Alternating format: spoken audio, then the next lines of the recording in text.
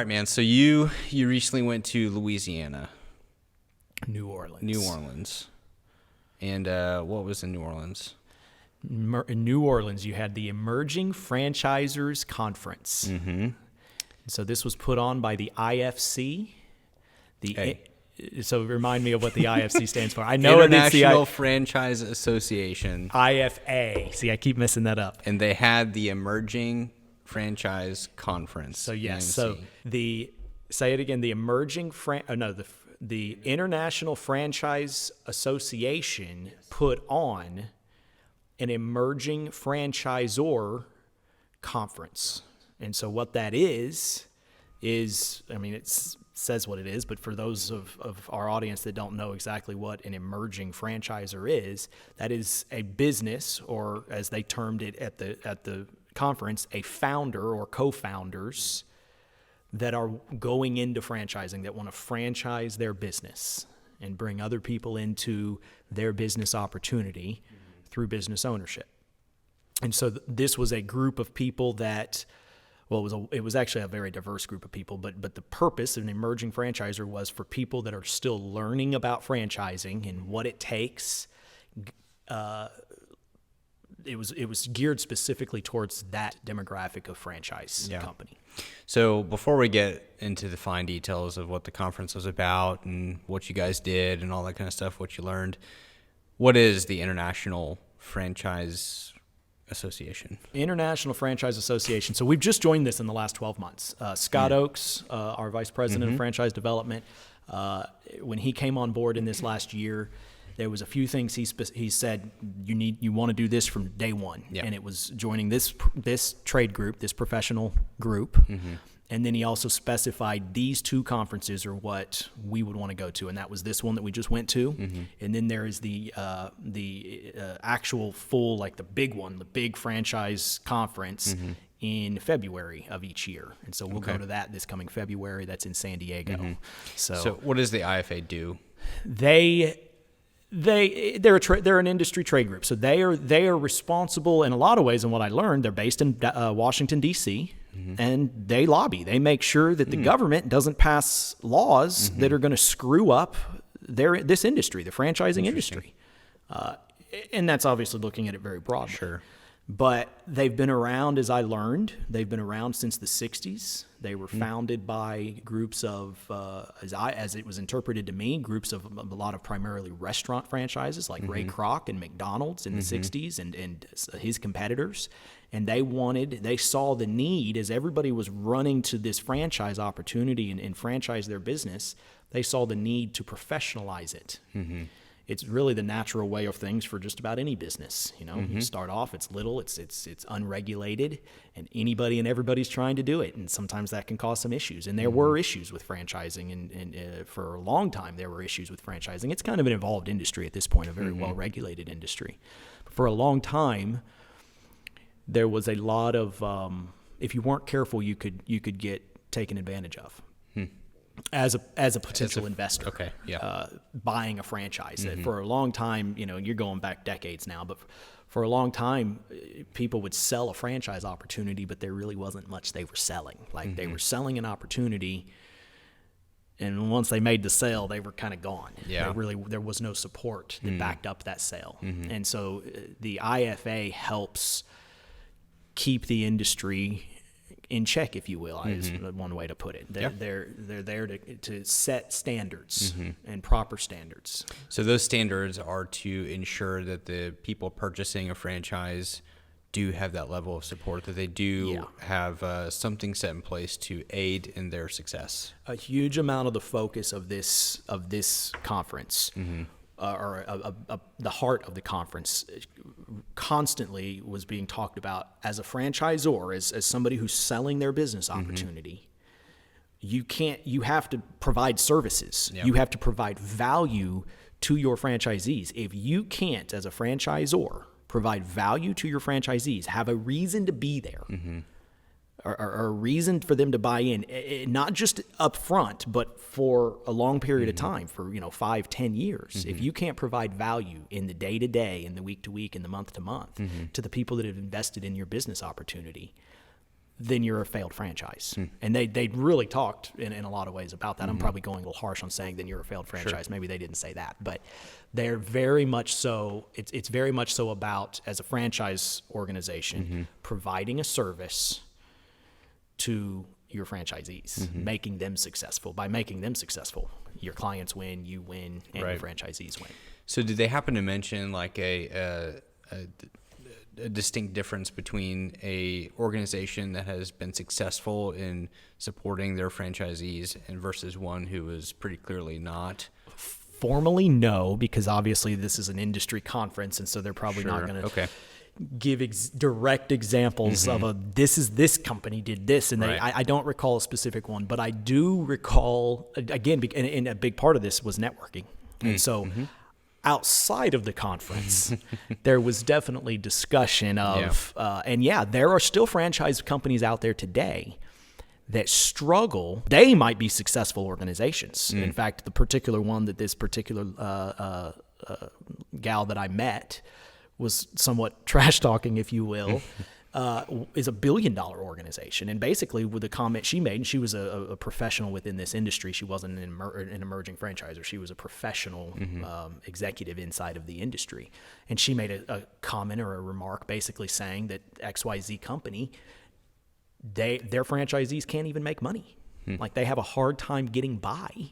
That's a failed franchise organization in a lot of ways, but I'm not going to necessarily mention those names, but there's definitely still opportunities out there that are harder.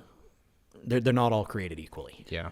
And as we create our franchise organization, we've got to recognize the more successful our franchisees are from day one, the more successful we're going to be. And in our minds, that's a must. Like you can't have failing franchise organizations. That's I can't imagine that. So if you were to take one or two things away from the conference that you went to as being the most impactful for you, for this organization, and for what our future is, could you speak to that? Number one by far was the networking. And this is actually an area that I have not historically done the best at. I tend to like to sit here in my garage and daydream all the time, and going out and it's a nice garage. Fair enough. Going out, well, even before it was this garage, it was another garage and a garage before that. It always seems to be the garage. But no, the networking aspect. You know, a year ago, we knew nobody in the franchise industry other than the consulting firm that kind of was a little old school and was kind of segmented, if you will. Okay. Other than that one connection, we really had no connection for our first 2 years into the franchise industry. We didn't have connect, and through meeting Scott and now going our vice president of development, and now going to these conferences, there is huge value in these conferences just in simply building the relationships, the networking. So what does that do for us, having those relationships? Well, a few things. We get to where we're actually growing. And they actually did talk about this, although they talked half-heartedly about it and joked about it. But then they also it'll be a recruiting tool. So you know, when we need that's where we'll go. Not necessarily to these conferences, but through building those networks. I did something that I've never done before at this conference.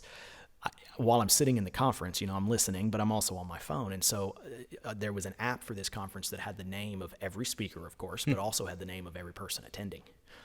I was just going through LinkedIn, looking for it, like literally looking up every name, especially of the speakers, and just connecting. I don't even know if that's like taboo for LinkedIn or not, because I don't know the proper rules for LinkedIn, but I was just connecting with everybody I possibly could, because again, we're going to probably need some of these people someday. I imagine some of these people are going to be a part of the Chorbie organization and the Scoop Soldiers organization. And so the networking aspect was important, learning from these people. So not only creating hopefully longer term relationships, but also learning from them was good. Yeah. The second thing, so one was definitely networking.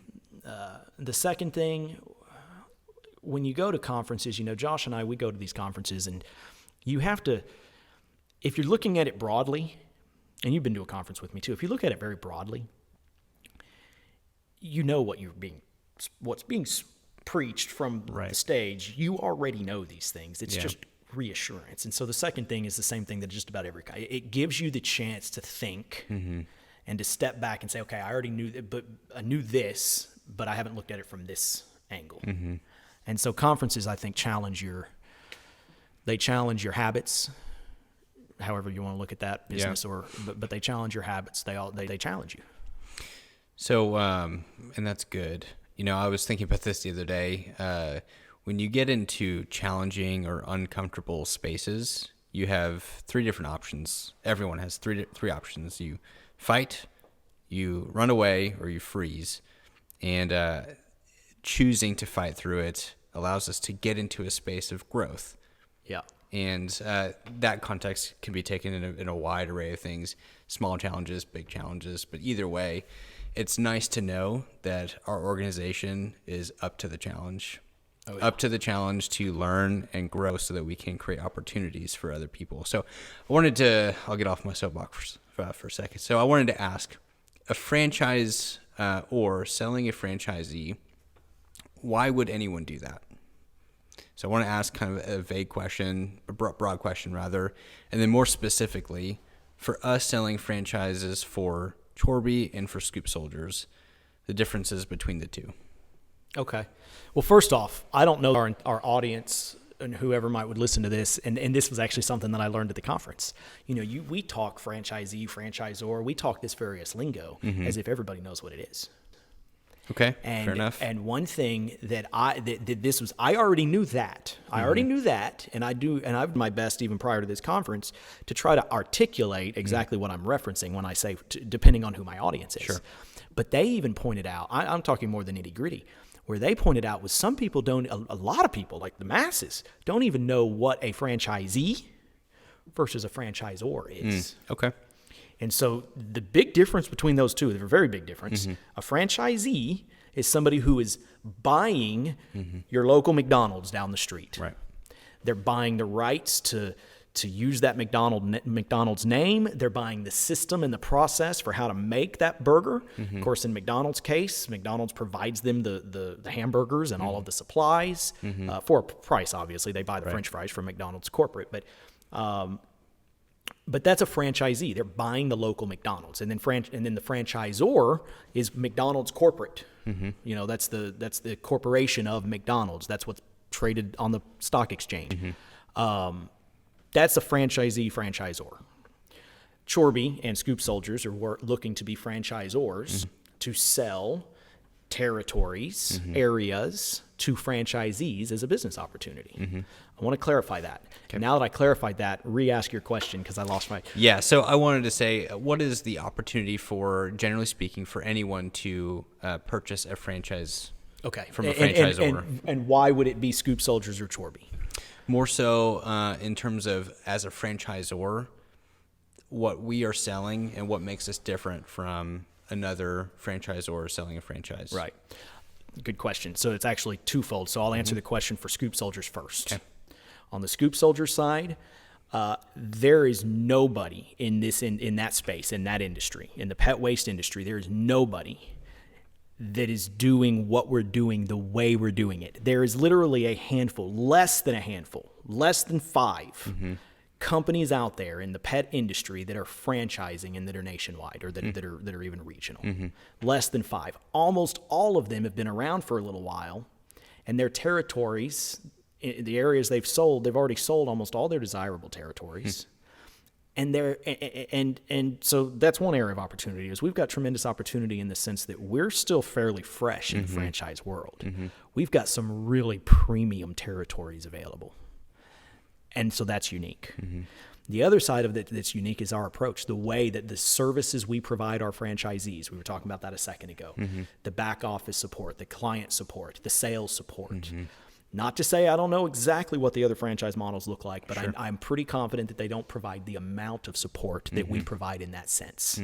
The established territories or enhanced territories is the formal term we're using. The fact that we have corporate locations that are operating that are available for possible business ownership through franchising. That is unique. There's nobody in the pet waste industry doing that. And I don't know that there's anybody in the skilled trades as a whole, whether you're HVAC or landscaping or pet waste removal. I don't know that there's anybody doing that. So I have an idea of why there's a value to that. Can you speak to it though? Oh yeah, you start from day one. And actually, the one of our franchisees and a good friend of mine actually said it this way: when you buy an enhanced territory, your first week. Now, obviously, you have your ROI to get back, but your first week you're in the black. Yep. You're cash flowing the first week, and so yeah, that's unheard of. That's unheard of in a lot of in most industries. To be able to do that. I mean, you almost can't even do that in most businesses that you purchase. A lot of businesses. Sure. Chorbie. There's a different kind of uniqueness to Chorbie's model. Chorbie's model, I don't know of an organization that's got one brand, but let's use one zip code and one brand. Chorbie, and we'll use the zip code we're sitting in right now, 75002. Chorbie in one zip code, but offering opportunities in that one zip code, multiple opportunities. Lawn care franchising in that zip code with one brand, Chorbie. Pest and termite stacked on top of that lawn care with one brand, Chorbie. So one brand, but a dozen or more franchise opportunities under one brand across the country in every zip code that we offer service in. That's unique. That's very unique. And still offering the same level of support. Well, that's why franchising is so beautiful. From a franchisor standpoint, yes, we're providing the same support. We're supporting our franchisees in their business, and we're supporting it both from a very large brand, if you can imagine the power behind a brand that, like that's got all of those different services under one brand in that zip code. So there's power in that for your franchisee. But for the client themselves, there's huge power that is yet to be untapped by us or anybody else in the marketplace that I'm aware of in this country. And that is the ability for a homeowner who gets their yard mowed by a company, Chorbie, to call that same office, that same number, to get the same client support team, maybe not the exact individual, but the team, whether they need mowing or plumbing or HVAC, or you name it. The convenience of that, and to be able to build a brand like that, and to be able to have that trust and be in the household, I mean, that could be a serious game changer in the way the skilled trades currently look. And I don't believe there's anybody that has done that yet. We're trying to do that. We haven't done it yet. Yeah. What do you see as the biggest challenge in doing something like that? Resource. I mean, it'll cost, for where we stand today, the biggest challenge for us is resource, which we're working on. But aside from that, talent, finding the right people that have the right experience to put them into the right spot for that to happen. That's the next. Other than those two things, I don't really see it to be a challenge.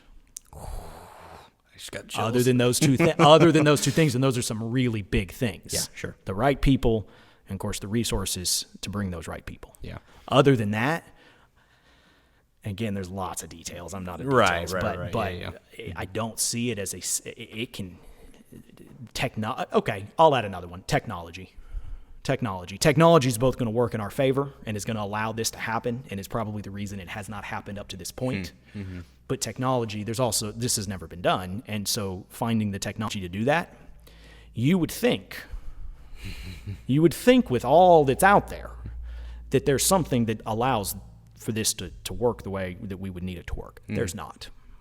And so, as you know, we currently use Service Autopilot, and we are working with Service Autopilot, and are getting somewhere very slowly with them actually helping develop the technology that will be needed. Yep. But that's a big question mark. Okay. All right. This has been good. Anything else that you would say that you took away from the conference, or maybe not even the conference, but learning from IFA? Well, I'll say this, and then I'll wrap up with this. It was interesting. It was telling, and again, I say this with the most. I don't want to come across as arrogant in saying this, but it was what I saw. Josh and I have worked, and this was our first conference in the franchising world, but Josh and I have worked utilizing independent individuals or independent firms within that industry for the last 3 years. We've been working with various firms. We've been paying a lot of money to those firms, but we've learned a whole lot, and I believe we've learned at scale. We've learned at a faster rate by actually bringing people in, not necessarily full time, but bringing and hiring skilled individuals to help consult us and to help put our ducks in a row and help outline this plan in franchising. And so going to this conference, I realized after the first day, a lot of companies doing what we're doing don't do that, don't have the resources to do it, or to just choose not to utilize their resources that way. And they're going to these conferences and they're having to take very detailed notes and listen to people. And they're learning things at these conferences that we are way ahead of the curve on because we have invested the money to have the talent directly, be able to call on the talent and be able to meet with that talent to be able to teach us those things. And so we knew a lot of the stuff that they were talking about at that conference that a lot of other companies didn't. They were still learning in real time at that time, and that was encouraging to see, knowing that look, we're on the right track and we're doing things the right way. Yeah, that's super exciting to know. So, it boosts my confidence knowing the direction that we're heading, and not necessarily the timeline, but in its success, whatever the timeline looks like. It does give me confidence that we're going in the right direction, that you, Josh, and all the others that are part of this team to lead us in that direction. I have a lot of confidence in that. Awesome. And I hope the rest of our listeners have that same confidence. Yeah, absolutely. And that leads me to the thought that, and I'm going to butcher this, the days are long, the days and the weeks are long, the months and the years are short. And I say that because these kinds of things are literally what we're talking about. This is stuff that's months and years in the making. It's not days and weeks. Right. And I'm an impatient person, and I don't think I'm the only one. And so in the day-to-day, there's no doubt that sometimes it's like, this guy's full of shit. That's great. I'll leave with that. Yeah. I'll be done with that. I love that. All right. Well, I just have to ask, how was New Orleans? I don't want to offend anybody. No, I love New Orleans. Great. It was my second time to ever be there. Right. We stayed. I'm glad you actually asked that question. We stayed. So the hotel was an old hotel in the French Quarter on Bourbon Street. Now, I've stayed in the French Quarter one other time I was there, but I was not on Bourbon Street. But I stayed, and I had a room. Josh and Jeremy had rooms at different parts of the hotel, but I actually was able to get a room. Again, historic hotel. If you've ever been to the French Quarter, everything's historic. But I would open my balcony, and I was on the second floor, so I was looking right down on Bourbon Street. And I had one of the shared balconies, down Bourbon Street, if you've ever been there. And so it was really cool. Across the street, it was morning, it was breakfast and lunch. It was not nighttime, but there was a little park where they served food and had live jazz playing. So I could literally hear, cool. I could open my door to my hotel room and sit in the chair and watch them play live music. That's pretty awesome. So that was awesome. I love that city in the sense of the history. There is not, I don't know of a place in the United States that has as much. I mean, I think New Orleans was one of the oldest large cities in the country. I don't even think some of the East Coast cities have as old a building and the amount of old buildings that the French Quarter has. And I love history and I love architecture and all that. Now, on that same note, we were just talking about this before, I'm also a very detailed, keen eye for detail when it comes to buildings and property. And the French Quarter is not known to be the cleanest, most prestigious and pretty place. And so that's why I joked that as I came back from New Orleans, I thought, I love that city. It's a beautiful city with lots of culture. It's also dirty. And I'm kind of a snob when it comes to that. But what about the food, though? Oh, the food was delicious. I can't even believe I didn't mention the food. But yeah, the food, I had some red fish with crawfish on top of it and some awesome sauce. Sounds good. The food was awesome. That's great. Awesome. Had a few different meals that were absolutely delicious. That's cool. So this conference was in New Orleans. Yep. There's another conference in February. Where's that one? San Diego. San Diego.